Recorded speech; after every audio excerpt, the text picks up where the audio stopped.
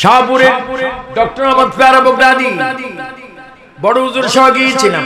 যেই বৃক্ষের নিচে গৌসে পাক মুরাকাবা করতেন, জিকির করতেন, একদিন তাকে একটা রুটি দেওয়া হলো। হুজুর একটু রুটিটা খান। তিনি খাচ্ছেন, খাবেন করে 34 বছর পার হয়ে গেল। হঠাৎ করে রুটির জবান খুলে যায়। কে?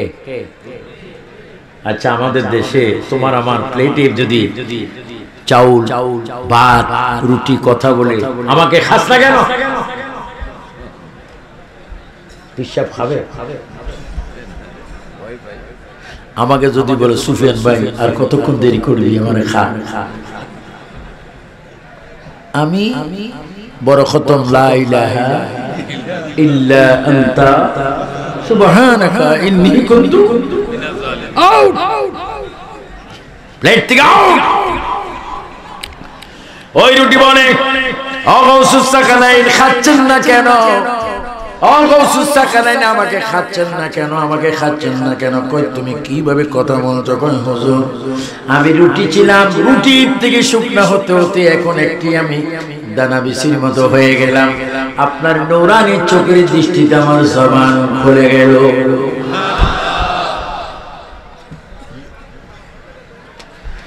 যিনি গাউসুস সাকালাইন, যিনি গাউস, যিনি আব্দুল কাদের জিলানী, যিনি এত বড় ওলি, ও আল্লাহর ওলি, আপনি রুটির দিকে তাকালে রুটি পর্যন্ত কথা বলে। মুরগি খানার পরে যদি আবার হাড্ডির চাবি যদি দস্তরখানায় রেখে দেন, মুরগি কথা বলে। এক বেসের এসে বললেন, হুজুর আমার ছেলেটা বড় অসৎ, আমার ছেলেটা বড় খারাপ, নামাজ পড়ে না, আমার ছেলে বিভিন্ন শরীয়ত বিরোধী কাজ করে, হুজুর আপনার খেদমত আমি দিয়ে গেলাম। আল্লাহর ওলি গাউসুস সাকালাইন একদিন তিনি খাচ্ছেন মুরগি, চাবি খাচ্ছেন। হঠাৎ করে ওই ছেলের বাবা এসে দেখলেন গাউসে পাক খাচ্ছেন দস্তরখানার মধ্যে, মুরগিও খেয়েছেন, হাড্ডিগুলা চাবি খেয়ে দস্তরখানার মধ্যে রেখেছেন।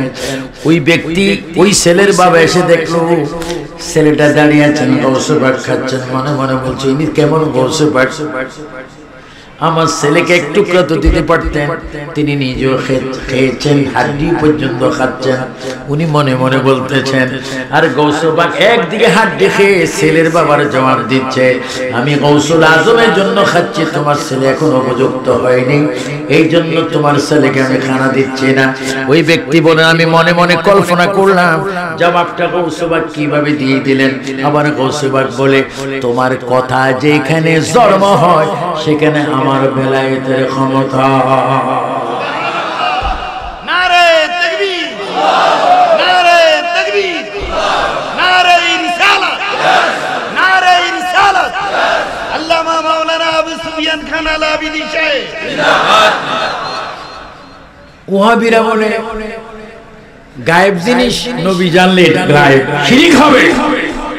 কিন্তু ওয়াহাবির বড় বড় হুজুররা নিজের স্ত্রী যখন গর্ভবতী হয় তখন পরীক্ষা করার জন্য কোথায় কি শুনো, কিতাবের নাম কি শুনো,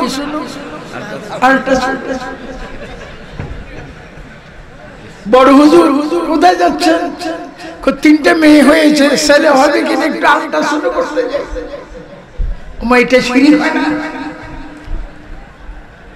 ডাক্তার পরীক্ষা করে বললেন, সুখবর, তুমি আব্দুর রহিমের বাবা হবে। ও মুহাদ্দিস, বেজাল মুহাদ্দিস না কে সালেম দুশমন রাসূল, তোমরা গায়েব মানো না, গায়েব বোঝো না, কিন্তু পেটের খবর যদি ডাক্তার মেশিনের দ্বারা বলে দিতে পারে, খোদার কসম, যিনি নবীর গোলাম হুজুরে গাউসুস সাকালাইন, কোটি কোটি মানুষের মনে কি হচ্ছে আল্লাহর ওলি বলে দিতে পারে। জোরে বলেন ইয়া গাউসে পাক, 3 বার বলেন, আর একটু জোরে বলেন, নারে গাউসিয়া। যত শিরক বলবা তত বেশি বয়ান। অসুবিধা কি? আর কয়দিন বাঁচবো? প্রায় 70 এর কাছে আমার বয়স। 4 যুগের বেশি ওয়াজ, বিশ্বের 54টা রাষ্ট্রে আল্লাহ পাক আমাকে নিয়েছেন শুধু নবীর গোলামি করার কারণে। লন্ডনে আমি এবং আল্লামা জলিল রহমাতুল্লাহর কাছে এসেছিল সুদীরা, বাম হাতে একটা সই দেন, কয়েকশো কোটি টাকা নিয়ে। কেন? সুন্নিয়ত প্রচার করতে পারবেন না, আমাদের কথায় শুধু মাথা লাড়বেন, একবার লাড়বেন তো 1 কোটি পাবেন। নাউযুবিল্লাহ মিন যালিক। তাদের টাকায় প্রস্তাব ঈমান ঈমান চিৎকার দিয়ে বলেন, সাদা 3টি কাপড়ে যখন প্যাকেট হবেন, মার্কিন কাপড়ের ভিতরে যখন তোমাকে কাফনের ভিতরে রাখা হবে, ওই কাফন দিয়ে যখন কবরের পশ্চিম পারে নেওয়া হবে, বিসমিল্লাহ ওয়া আলা মিল্লাতি রাসূলিল্লাহ বলা হবে। এই সুন্নি জগৎ নাসিরনগরের হাজার হাজার সুন্নিরা চিৎকার দিব, ওই কবরের নবী দেখতে চাই কি চাই না?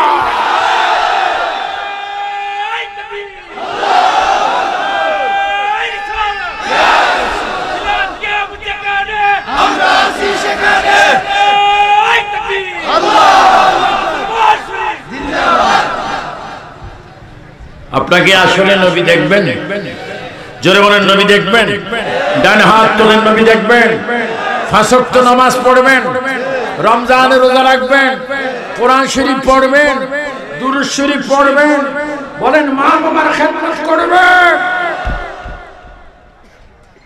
নবী পাবেন। গৌসুস সাকালাইন পীর মীর মহিউদ্দিন আব্দুল কাদের জিলানী, তিনি বড় ওলি। আমি 1995-তে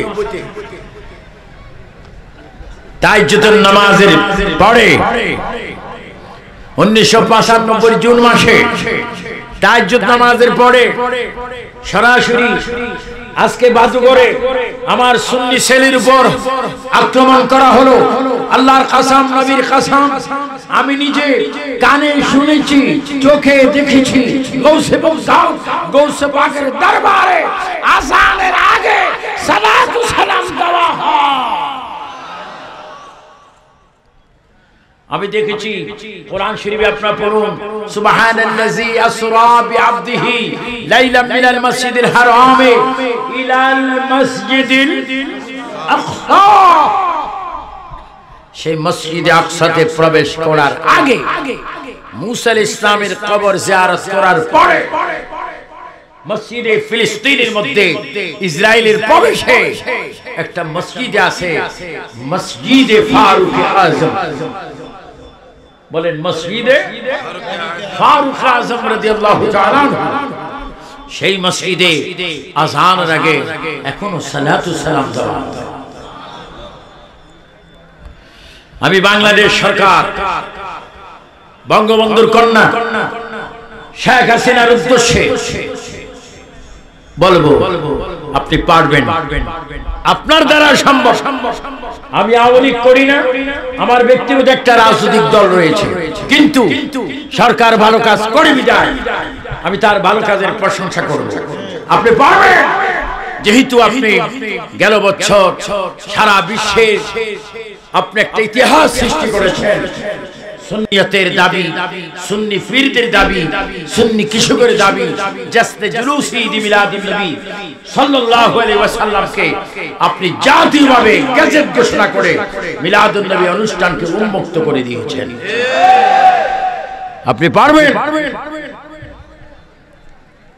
আমি আপনার প্রতি বঙ্গবন্ধুর কন্যা হিসেবে, কারণ ইতিহাস, আপনার বাবা গৌসে বগদাদের প্রেমিক ছিলেন, তিনি বগদাদ শরীফ জিয়ারত করেছেন বঙ্গবন্ধু, তিনি আজমির শরীফ গিয়েছেন, তিনি শাহজালাল শাহ আমানতের মাজার গিয়েছেন, মজবন্ডার দরবারে গিয়েছেন। হে প্রধানমন্ত্রী শেখ হাসিনা, যদি আখিরাতে মা ফাতেমাকে দেখতে চান, একটা আইন সংসদে পাস করুন, যারা নবীর দুরূদ শরীফ শুনলে যাদের চুলকানি হয়, যারা মানতে পারে না, অচিরে পার্লামেন্টে তাদের মৃত্যুদণ্ডের আইন করা হোক। এটা আমরা চাইতে চাই না।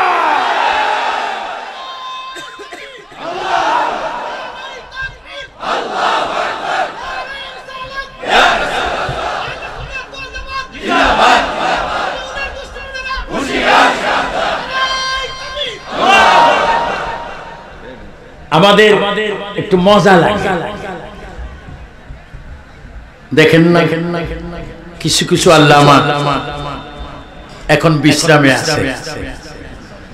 আল্লামা তোমরা থাকবে স্টেজে, ফিল্ডে, মাঠে, ময়দানে, মসজিদে, তোমরা জালির ভিতরে কেন? আমাদের এলেম ঠিক আছে, খাসিয়ত খারাপ। বলেন কি খারাপ? তো খাসিয়ত কি? আমরা সব মানি মিলাদুন নবী, আমরা সব খানা খাই, কিন্তু তাবারু খাই না। এটা কি গু মনে করি? দেখেন কিছুদিন আগে একজন বুড়া মানুষ মারা গেল, সে নবীর মিলাদুন নবীর তাবারুককে গু বলল। কোন পৃথিবীর মানুষ তাকে বেইজ্জতি করতে হয়নি, তার নিজের দলের মানুষ, তার মাদ্রাসার স্টাফরা তাকে বেইজ্জতি করেছে। তারা কিতাব বাইর করেছে মুরব্বি মরার 3 দিন আগে। মানে দেখুন মুরব্বির কিভাবে ফুটবল বানাইতে পারে। এই সন্ত্রাস যাদের কর্মীর কাছে, তারা মুরব্বি হেফাজত নয়, তারা ইসলামকে হেফাজত করবে কিভাবে? বলেন ইসলাম হেফাজত করার মালিক কে? ইসলাম হেফাজত করেছেন গৌসুস সাকলাইন আব্দুল কাদের জিলানী, ইসলাম হেফাজত করেছেন খাজা গরিব নওয়াজ, ইসলাম হেফাজত করেছেন বাহাউদ্দিন নকশবন্দি, ইসলাম হেফাজত করেছেন মুজাদ্দিদ আল ফিসানি, ইসলাম হেফাজত করেছেন মাহবুব ইলাহি নিজামুদ্দিন আউলিয়া, ইসলাম হেফাজত করেছেন ইমাম আলা হযরত, ইসলাম হেফাজত করেছেন বাবা শাহজালাল সিফা সালাম নাসিরউদ্দিন। উচ্চ স্বরে বলেন ঠিক কিনা? আর তারা ইসলাম হেফাজতের নামে কি করছে? জ্বালাও, পোড়াও, মাজার ভেঙে দাও, খানকা গুড়িয়ে দাও। বাইরে মাজারও ঠিক আছে, খানকাও তুমি গুড়িয়ে গেছো। হযরত লানাতুল্লাহ বিশ্রামে কত বড় বেয়াদব! কোন নবী কেমনি কথা বলতো আমি জানি। মানুষকে দেখাচ্ছে নবীর জবান মোবারকের নকল করে, করতে দেরি বেইজ্জতি হতে। এই তো হাসিনাকে আরো ধন্যবাদ। কিছুদিন আগে আমরা দেখলাম একজন মন্ত্রী, তার মাথা হচ্ছে লেভেল। না আমি বেশি বলবো না, কিছু বলবো। একবারে লেভেল পার্টি, কি চিৎকার, কি হুঙ্কার! বিসমিল্লাহ থাকবে না, ইসলাম থাকবে না। হাসিনা যত সময় প্রধানমন্ত্রী সিদ্ধান্ত, ধন্যবাদ, এই ধরনের কুখ্যাত মন্ত্রীর নামে জয় হোক, যখনই রাষ্ট্রের ক্ষমতা পেয়ে নবীর শান, ইসলামের শান বেয়াদবি করবে, তাদের এইভাবে শাস্তি দেওয়া হোক। এটা আমরা চাই কি চাই না? হাত তুলে বলো চাই কি চাই না? বলো ইসলাম হেফাজত করে কে? তুমি বলছো এই দেশে ইসলাম বিসমিল্লাহ থাকবে না, থাকবি কি করে? তুমি তো বিসমিল্লাহ নাই, তুমি তো নাউজুবিল্লাহর পয়দা।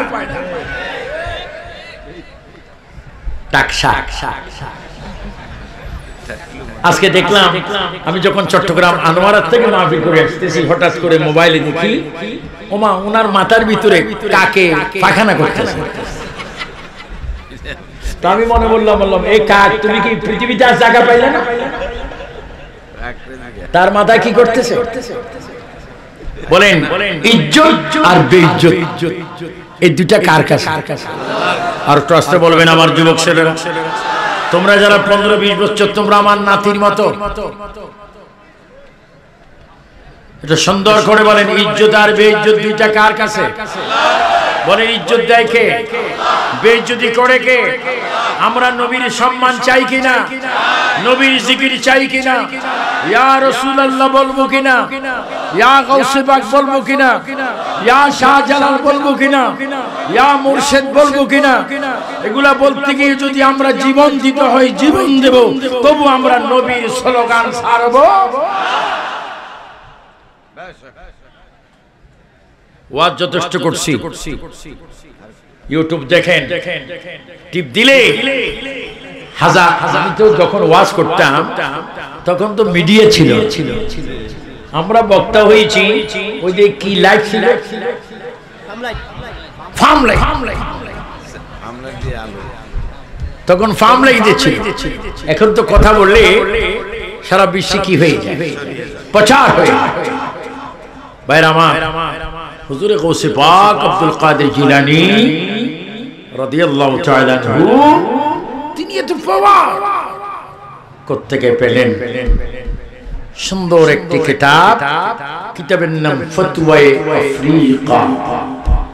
আমি আমার তাকরীর, গোছানো তাকরীর এই কিছুক্ষণ করব, বেশিক্ষণ আমি পাবো না, একবারে কিছুক্ষণ না। কিতাবের নাম ফতওয়ায়ে আফ্রিকা।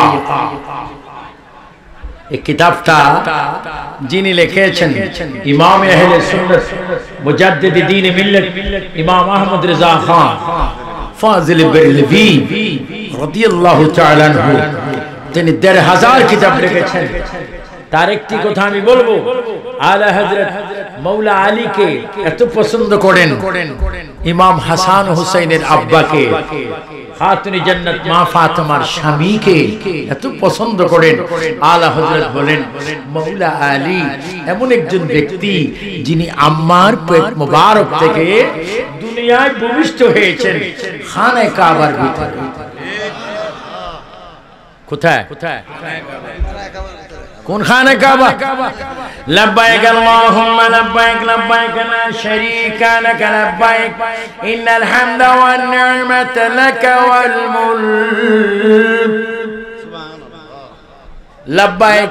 আমি দোয়া করি যুবকরা, আমি দোয়া করি কলেজ স্কুল মাদ্রাসা যারা পড়ছো, জীবন একবার হলো মক্কা মদিনায় যেন আল্লাহ তোমাদেরকে যাওয়ার তৌফিক দেয়। প্রতিদিন ফজরের 2 রাকাত ফরজ, যোহরের 4 রাকাত ফরজ, আসরের 4 রাকাত ফরজ, মাগরিবের 3 রাকাত ফরজ, এশার 4 রাকাত ফরজ পড়ে বলবো, আল্লাহ এই দুনিয়ায় তুমি পাঠিয়েছো, তোমার কাছে আর কিছু চাই না, দয়াল নবীর খাতিরে একটিবার হলো মক্কা মদিনায় যাওয়ার তৌফিক দিয়ে দাও।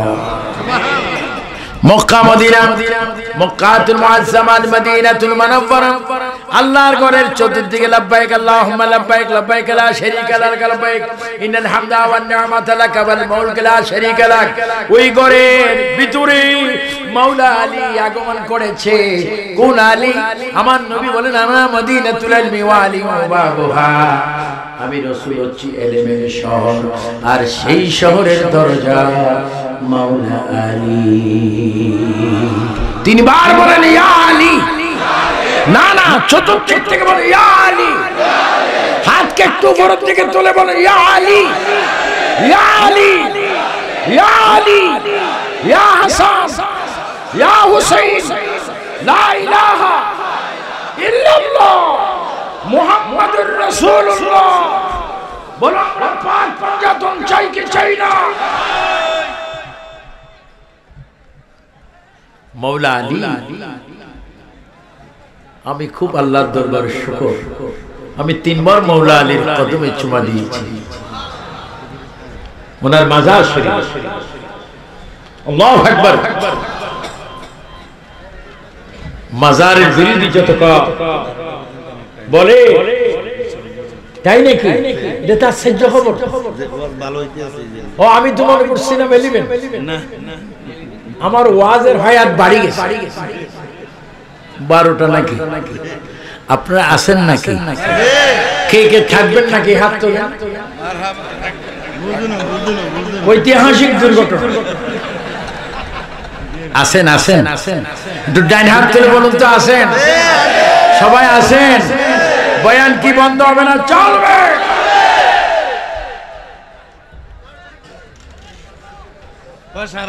হ্যাঁ, সারা রাত তো মাহফিল চলবে, এটা তো মিথ্যা কথা, কিন্তু আমরা তো সারা রাত থাকবো। আমার এবং আল্লামা কাশিম নুরীর মাহফিল আগামী দিন চট্টগ্রাম ভারত এম্বাসির সামনে